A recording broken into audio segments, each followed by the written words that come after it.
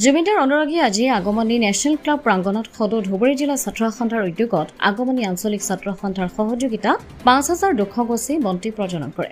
এইদৰে বন্তি প্ৰজ্বলন কৰা দেখিবলৈ পোৱা যায়। এই দৃশ্য আমি এবাৰ দেখুৱাই লৈছো।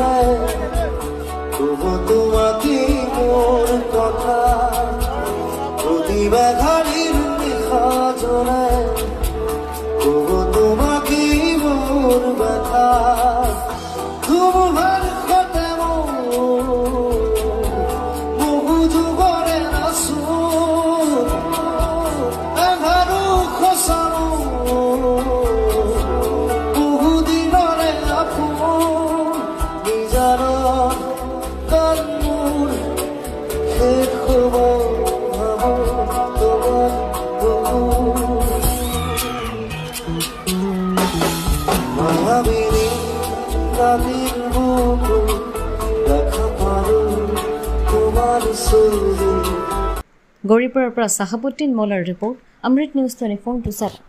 অমৃত প্ৰবাহ অসমীয়া সাপ্তাহিক কাকতৰ ডিজিটেল সংস্কৰণ অমৃত নিউজ, সত্যৰ সন্ধানত অমৃত নিউজ।